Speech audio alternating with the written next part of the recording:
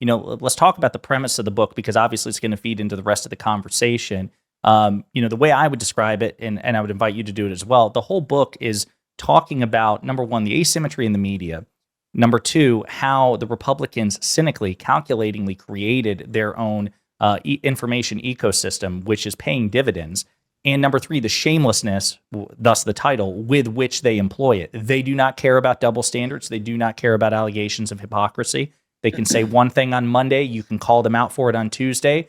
They'll either laugh in your face, deny they ever contradicted themselves, and then they're going to say something totally different on Thursday. So it's really, the way I look at it, as an autopsy of that phenomenon.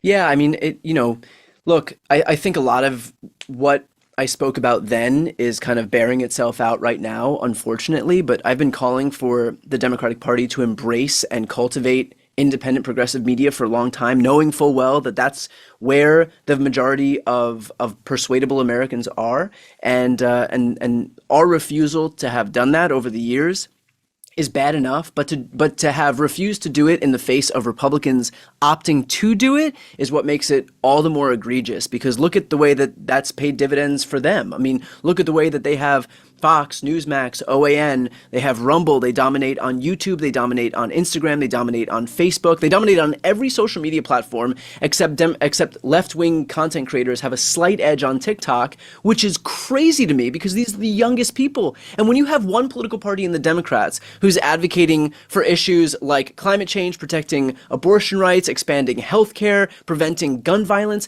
we should be winning 90-10. And the fact that Republicans even have brought it up to, I think there's a 6-point difference between left-wing creators on TikTok and right-wing creators on TikTok. The fact that it's even that close is a damning indictment of our inability to really cultivate the creators that we need on these platforms. My question is, though, how did it get to a point where, again, the most powerful man in the world sat down for an interview with you, and yet it seemed like, and there was also, if you looked at the Kamala and Biden HQ things on Twitter, they clearly had some sharp minds behind their social media presence. But Brian, why didn't they?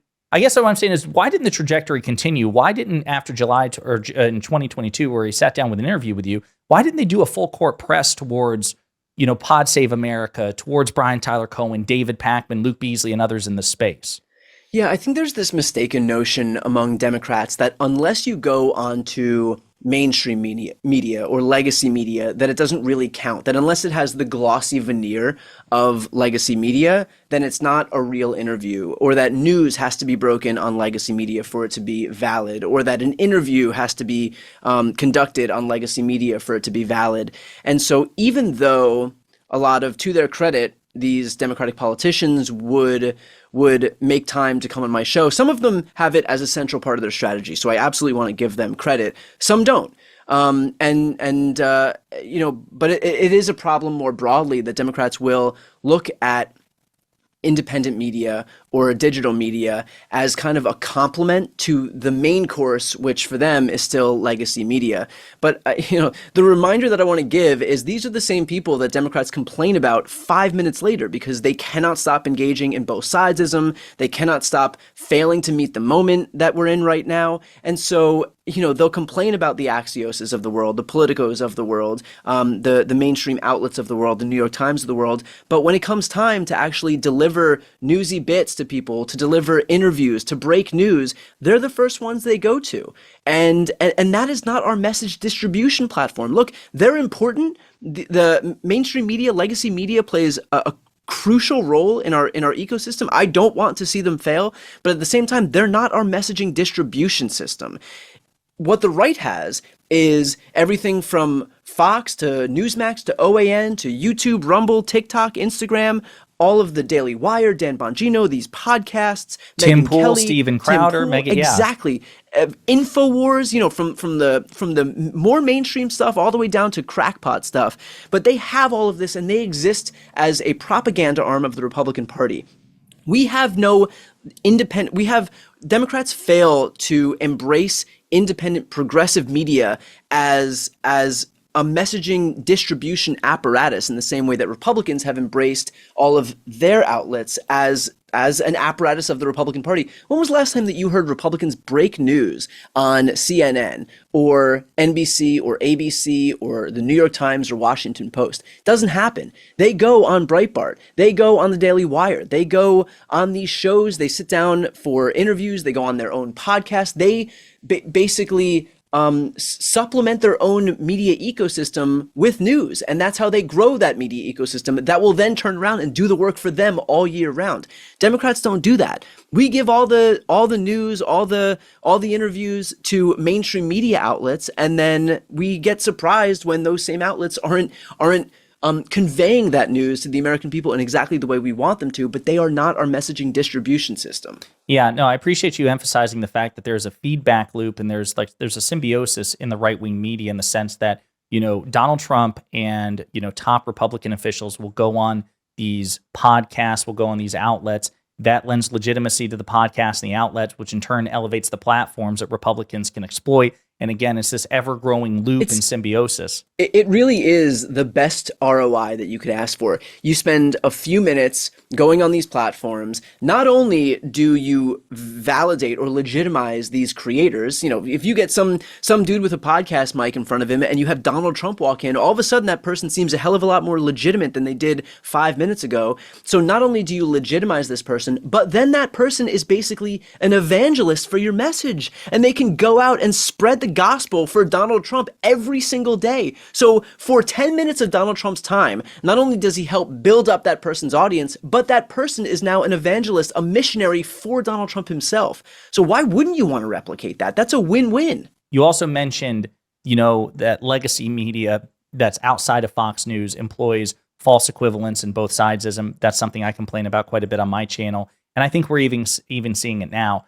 My question for you is, do you have any faith that CNN and the New York Times and Axios will do any course correction under the second Trump administration, or do you expect more of the same? Or, Brian, do you expect even more sane washing and sanitizing of Trump by these institutions? It's probably the latter, but we have no reason to believe otherwise. When have they ever course corrected? When have they ever met the moment with the urgency that it deserves? When have they ever not equated every little misstep that a Democrat's committed with some major gaffe or institutional destructive moment that a Republican's committed? It hasn't happened yet. So it's almost on us if we're going to continue to think that the legacy media, which has shown no willingness to course correct, is suddenly going to course correct. I mean, at some point, we're to blame for thinking that something that has never happened and shows no signs of happening is somehow going to happen. But again, it really is on the Democratic Party to decide whether that's acceptable for them or whether they want to finally embrace and facilitate the growth of independent progressive media, which can actually advocate for the agenda that Democrats are trying to pass. So if they want to continue conferring all of this goodwill and validation and time and energy, interviews, breaking news onto the very outlets they complain about, be our guest. But if you actually want to build up a progressive media ecosystem that's going to do the work for you, that's going to support the agenda that you're supporting, then that media ecosystem is waiting for you. We just need people on the left, these Democratic officials, to embrace it. One of the things I appreciate is when you go on Piers Morgan, especially here recently, Brian, you have been even more vocal about this, really pushing back on the bad faith framing. Our mutual friend Destiny has done it. Mehdi Hassan has done it. Another mutual friend. So many people. But Piers isn't part of legacy media. So how do you, I guess, compared to Fox News, OAN, and others, how do you look at the Piers Morgan Uncensored program? And I'm glad you keep going on because somebody has to, but is it more frustrating dealing with a Piers Morgan than a Fox News? I don't think it's more frustrating. I think it's equally as frustrating. Look, Piers will parade himself around as some liberal. Anybody who's watched Piers Morgan knows that whether he wants to frame himself as a liberal or not, he repeats right-wing framing to the nth degree. He accepts right-wing framing on everything. All of his arguments are based on right-wing framing. So, anybody who goes onto that show knows what to expect with Piers Morgan. So it doesn't bother me because that's who he is. I mean, it might bother him that I call him out for being right-wing when he very much wants to not claim that he's right-wing. But I know what to expect when I go on that show. And I think that most of the people that you named are fully fully aware of who Piers Morgan is as well. No, and again, somebody has to. I mean, it's one of those No, things but I where mean, you're right though. Like people do have to go on. I actually I had disabused myself of this notion, which I had held a few years back, that you shouldn't go on the Fox Newses of the world. You shouldn't go on right wing media because you don't want to validate or legitimize these platforms. Dude, these platforms are legitimized. There are millions of people who tune in, so you can bury your head in the sand and pretend that people aren't watching, or you can accept the objective reality that people are watching and have the opportunity to make your case to those people. Just because people are watching Piers Morgan's show doesn't mean they're out and out hardline Republicans. It means that they're just content consumers. People might have stumbled upon those shows. I know how the algorithms work. I know that there are a good deal of those people who just stumbled upon something and are watching and are still forming their political beliefs and ideologies. And so if I have the opportunity to make my case in a way that I think is most effective, why would I miss out on the opportunity to do that? So we do need to get people to go onto these platforms, whether it's Piers' show, whether it's Fox News, whether it's, any of these right-wing Joe shows. Rogan, Lex Joe Friedman. Rogan, sure. Yeah. Get people on there. Make sure that they can make their case, because the fact is, look, I coming from the left where I know my views on abortion rights and healthcare and gun safety and climate change, I'm perfectly content to defend all of these positions. So I think that there's very little risk actually in going on these platforms if I know that the vast majority of Americans already agree with me on the positions that the Democratic Party more broadly espouses. So I just want to say, to close the loop on that particular thing, I will say a secondhand source of frustration for me from your most recent appearance was when you had to deal with Kevin Roberts, president of the Heritage Foundation. I'll say this, what a smug prick when he had the audacity to say to you, you sound like a sore loser. It's like, I'm sorry, aren't you part of the MAGA movement, which quite literally tried to stage an insurrection? We accepted the results of the election. We committed to a peaceful transfer of power. You motherfuckers, are the embodiment, the poster children of sore losers. And he had the audacity to just look you in the face and smile and say, you sound like a sore loser, Brian. Well, that's the cognitive dissonance on full display. These people, for them, history begins today, and they don't look at anything that they've done for the last 4 years, which includes an entire campaign predicated on this bogus notion, this straight up bullshit lie that Donald Trump had won the 2020 election, that they duped all their marks, who they talk to on a daily basis, in their audience, their supporters, into believing this bullshit.